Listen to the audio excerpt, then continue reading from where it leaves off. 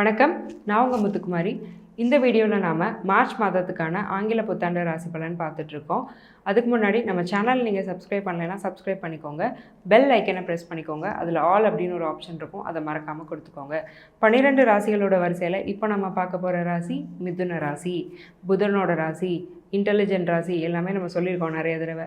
So புதன்னாலே highly intelligent அப்படின்னு அர்த்தம். So புதன் வந்து இந்த மாதத்தில் எங்கே இருக்கிறாரு? ஃபர்ஸ்ட் ஆஃப் ஆல் உங்கள் ராசிநாதன் இல்லையா? அப்போ ஃபஸ்ட்டு புதன் எங்கே இருக்கிறாரு அப்படிங்கிறத நம்ம பார்த்துட்டோன்னா, புதன் மீனத்தில் இருக்கிறாரு, ராகுவோட கன்ஜக்ட் ஆக போகிறாரு. ஸோ புதன் ராகு கன்ஜக்ஷன் அப்போ என்ன ஆக போகுது அப்படின்னா, ஆசை ரொம்ப ரொம்ப அதிகமாக போகுது. இப்போ நம்ம எப்படி இருக்கோங்கிறது நமக்கு தெரியும். அப்போ நம்ம இன்னும் முன்னேறணும், நம்மளை டோட்டலாக ஒரு வித்தியாசமான பர்சனாக இந்த உலகம் பார்க்கணும், நம்ம யாருங்கிறத இந்த உலகத்துக்கு நிரூபிக்கணும் இப்படிங்கிற ஆசை நிச்சயமாக மிதுன ராசிக்காரங்களுக்கு வரும்.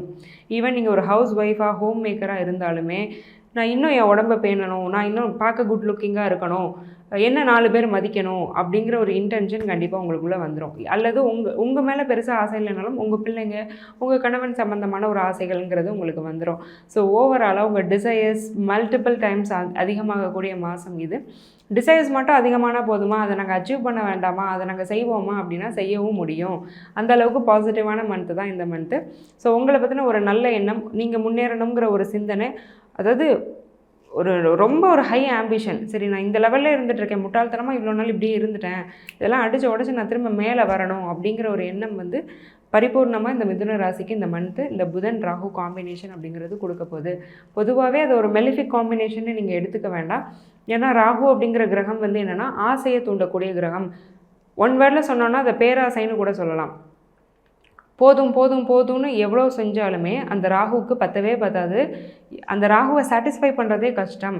ஸோ நீங்கள் வந்து உங்கள் லெவல்லேருந்து பல மடங்கு அப்கிரேட் ஆகணும்னு நீங்கள் நினைக்க போகிறீங்க. நீங்கள் கொஞ்சம் டிஸ்சாட்டிஸ்ஃபைட் ஆக போகிறீங்க. கரண்ட்டாக நீங்கள் எப்படி இருக்கீங்களோ அதை நினச்சி டிஸ்சாட்டிஸ்ஃபை ஆகி இன்னும் நம்ம நல்லா முன்னேறணுங்கிற ஒரு டெசிஷன் எடுக்கக்கூடிய மாதம் தான் பேசிக்காக இந்த மாதம். சரி, ஒவ்வொரு செக்டாருக்கும் நம்ம எப்படி இருக்கோம் அப்படிங்கிறத பார்த்துடலாம். ஃபர்ஸ்ட் ஆஃப் ஆல் தொழில். நாங்கள் தொழிலில் இருக்கோம், எங்களுக்கு எப்படி இருக்க போகுது? ரொம்ப எக்ஸலண்ட்டாக இருக்கும். காரணம் என்னென்னா, செவ்வாய் 6ஆம் அதிபதி சுக்கிரனோடு சேர்ந்து 8ல் இருக்கிறாரு. ஸோ 8ஆம் இடத்துல இருந்தாலே அது ரொம்ப நல்ல விஷயம். ஏன்னா 8ங்கிறது ரொம்ப பாசிட்டிவான ஒரு இடம். அதுதான் வந்து என்ன சொல்கிறது, இப்போது சும்மா இருந்துகிட்ருக்கோம், சரியா, ரொம்ப கஷ்டப்படுறோம், உழைக்கிறோம், ஒரு ப்ரமோஷன் வாங்குகிறோம், இன்க்ரிமெண்ட் வாங்குகிறோன்னா அதெல்லாம் ஒரு நல்ல விஷயந்தான். சும்மா இருந்துகிட்டே இருப்பாங்க, எதிர்பாராத நேரத்தில் ஒரு பிஸ்னஸ் ஆரம்பிப்பாங்க, அது சூப்பர் சக்ஸஸ்ஃபுல்லாக போகும். அதை ஆரம்பித்து அவங்களே நினச்சிருக்க மாட்டாங்க அது இவ்வளோ சக்ஸஸ்ஃபுல்லாக போகும்னு. அதைத்தான் கொடுக்கக்கூடியது 8ஆம் இடம். அப்போ லக்குன்னா என்னது? இது தானே. என்ன, நம்ம உழைக்கிற உழைப்புக்கு ஊதியம் கிடைக்கிறதுக்கு பேர் ஒன்றும் கிடையாது. இங்கே வந்து அவங்களே அந்த கிரகம், அந்த யூனிவர்ஸே அவங்கள வந்து அந்த கரெக்டான பாத்துக்கு கொண்டு போய் விட்டுரும். அவங்களுக்கு அந்த பொட்டன்ஷியல் கண்டிப்பாக இருக்கும். அது இல்லாமல் சும்மாலாம் லக்கு ட்ரிகர் ஆகாது. இருந்தாலும் அது ஒரு பெரிய விஷயம் இல்லையா? தன்னோட பாத் என்னங்கிறத தேடி பிடிக்கிறது. அந்த மாதிரியான ஒரு காம்பினேஷன் தான் இப்படி இருக்குது. உங்களுக்குள்ளேன்னு ஒரு டேலண்ட் இருக்கும். ஆனால் நம்ம அதை விட்டுட்டு நம்ம ஒரு டிகிரியை படிச்சிட்டோன்னு அது பின்னாடியே ஓடிட்டுருப்போம். உங்களோட டேலண்ட் என்னவோ அதை நீங்கள் கரெக்டாக அனலைஸ் பண்ணி அந்த வகையில் ஒரு தொழிலை சூஸ் பண்ணி அதில் நீங்கள் ஜெயிக்கிறதுக்கான அடித்தளத்தை போடக்கூடிய மாதம் எந்த மாதம்னா இந்த மார்ச் மாதம்.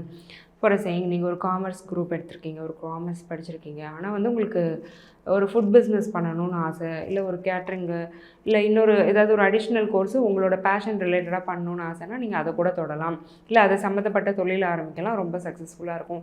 ஸோ பேசிக்காக என்னென்னா, உங்களுக்கு என்ன வருமோ அது சம்மந்தப்பட்ட தொழிலில் நீங்கள் பண்ணும்போது, ஈவன் நீங்கள் ஒரு ஹோம் மேக்கராக இருக்கலாம், உங்களுக்கு டைலரிங் ஸ்டிச்சிங்லாம் ரொம்ப பிடிக்கும்னா நீங்கள் நல்லா அது சம்மந்தப்பட்ட ஒரு ஆரி ஒர்க்ஸ் அந்த மாதிரியான கிளாஸஸ்லாம் சேர்ந்து படித்து அது சம்மந்தப்பட்ட பிஸ்னஸ் பண்ணுறது, உங்களுக்கு பியூட்டிஷியன் கோர்ஸ் பிடிக்கும்னா அதை பண்ணுறது, நீங்கள் மென்னாக இருக்கிறீங்க, உங்களுக்கு ஃபோட்டோகிராஃபியில் இன்ட்ரெஸ்ட்டு, இல்லை டேரக்டர் ஆகணும்னு ஆசை, இல்லை ஃபிலிம் மேக்கிங்கில் இன்ட்ரெஸ்ட் இருக்குன்னா அதெல்லாம் நீங்கள் பர்சியூ பண்ணுறதுக்கான ஒரு நல்ல மந்த்து தான் இந்த மாதம். இந்த மாதம் கண்டிப்பாக நிறைய பேர் உங்களுடைய பேஷன் எதுவோ அதை தேடி ஃபாலோ பண்ண ஆரம்பிப்பீங்க.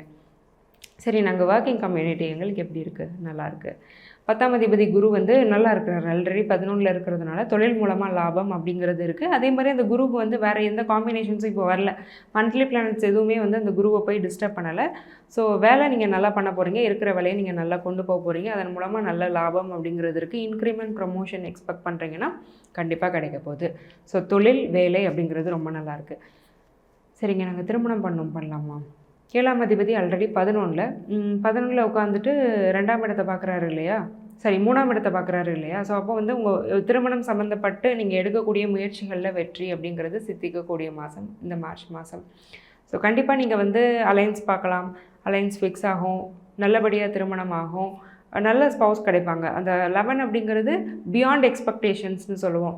நீங்கள் எதிர்பார்த்ததை விட நல்லவரை அமைகிறதுக்கான வாய்ப்பு இருக்குது. மறுமணம் நிறைய பேருக்கு ஆகிறதுக்கான வாய்ப்பும் மிதுன ராசியில் இருக்குது. ஏன்னா குரு உட்காந்துட்ருக்கிறது 11ல். அவர் இயர்லி பிளானட்ங்கிறதுனால நான் ஒவ்வொரு மந்த்துமே இதை சொல்லுவேன், மறுமணம் ஆகிறதுக்கான வாய்ப்பு இருக்குன்னு. ஏன்னா அந்த குரு டிரான்சிட் ஆகிற வரைக்கும் அந்த செகண்ட் மேரேஜுக்கு ட்ரை பண்ணுறவங்களுக்கான யோகம் வந்து ரொம்ப ஹையாக இருக்குது, நல்லாயிருக்கு.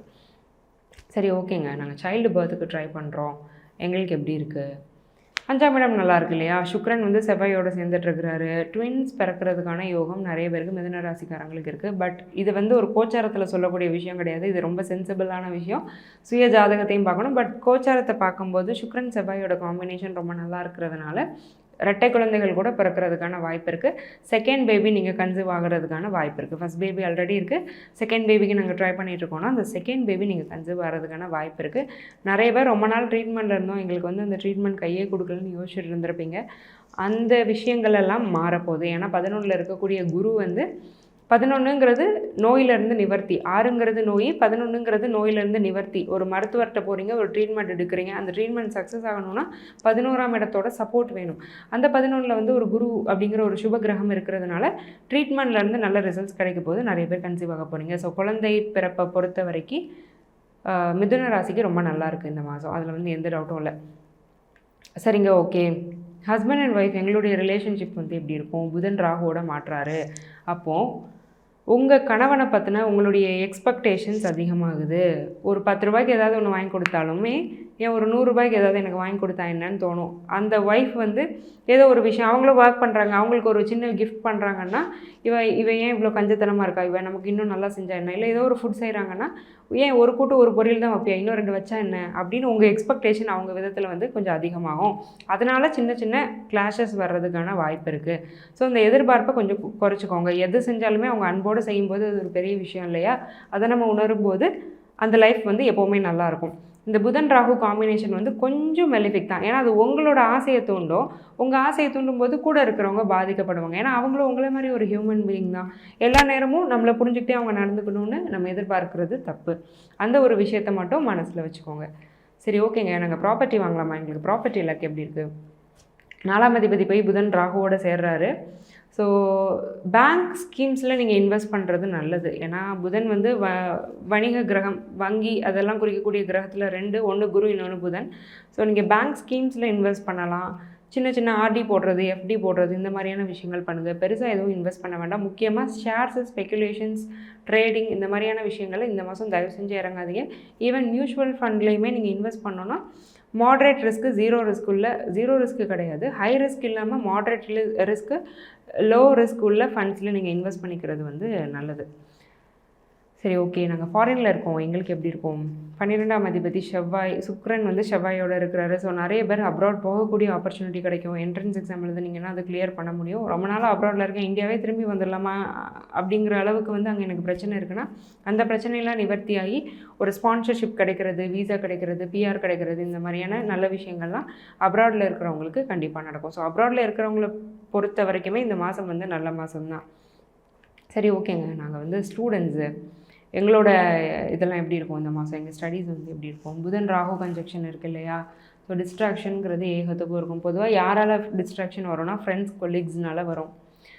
ஏன்னா புதன் தான் ராகுவோட போய் சேர்றாரு. அப்போ என்னென்னா நம்ம ஃப்ரெண்டோட இன்னும் டைம் ஸ்பெண்ட் பண்ணலாம், ஃப்ரெண்ட்ஸோடு சேர்ந்து எல்லோரும் குரூப்பாக ஒரு ட்ரிப் போகலாம், அவுட்டிங் போகலாம், இந்த மாதிரிலாம் நிறைய பிளான்ஸ் வருது.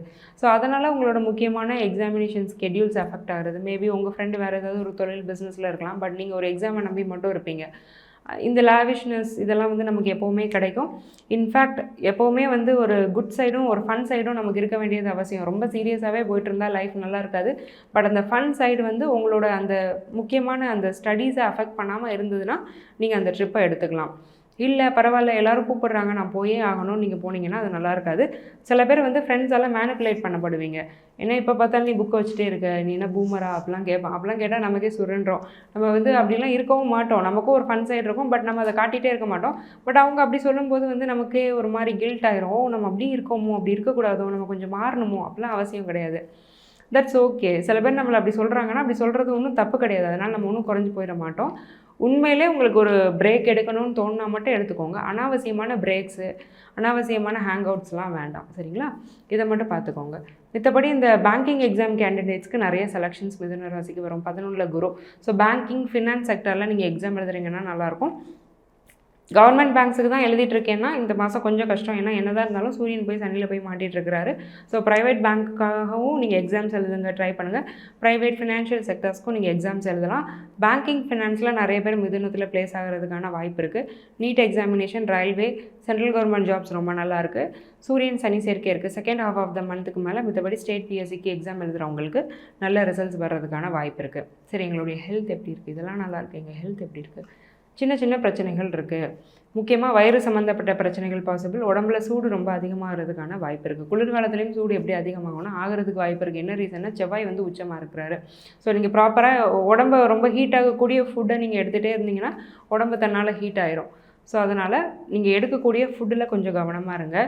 உடம்பை கொஞ்சம் கூல் ஆக்கக்கூடிய ஃபுட்டை எடுத்துக்கோங்க. ஒரு வாரத்துக்கு ஒருக்க எண்ணெய் வச்சு குளிக்கிறது, இந்த மாதிரியான விஷயங்கள்லாம் பண்ணி உங்களை நீங்களே பார்த்துக்கிறது நல்லது. மேஜராக ஹெல்த் ரிட்ஸ் ஒன்றும் இல்லை. ஹீமோக்ளோபின் கவுண்ட் கம்மியாகிறதுக்கான வாய்ப்பு இருக்குது. அயன் ரிச் சப்ளிமெண்ட்ஸ் இல்லைனாலும் கூட அயன் ரிச் ஃபுட்டு, கீரை, காய்கறி, அந்த மாதிரியான விஷயங்களை ஃப்ரீக்வெண்ட்டாக எடுத்துக்கோங்க. ஸோ ஓவராலாக மீனத்துக்கு நிறைய பாசிட்டிவான விஷயம் தான் நம்ம சொல்லியிருக்கோம். இவ்வளோ நேரம் நம்ம பார்த்துட்டு இருந்தது வெறும் பொது பலன் தான், ஜென்ரல் ப்ரெடிக்ஷன் தான். உங்கள் ஜாதகத்தோட என்டையர் கன்சல்டேஷன் வேணும் அப்படின்னா கீழே இருக்க என்னுடைய நம்பருக்கு கால் பண்ணி என்னுடைய அப்பாயின்மெண்ட்டை நீங்கள் புக் பண்ணிக்கோங்க. ஸோ துல்லியமான ப்ரெடிக்ஷன், ரொம்ப ஈஸியான சிம்பிள் ரெமடிஸோடு நான் உங்களுக்கு சஜஸ்ட் பண்ணுவேன். இதை கேட்டு நிறைய பேர் பெனிஃபிட் ஆகியிருக்காங்க. அதே வரிசையில் நீங்களும் பெனிஃபிட் ஆகணும்னு நான் வேண்டிக்கிறேன். ஆல் த வெரி பெஸ்ட் மிதுனம். நன்றி, வணக்கம்.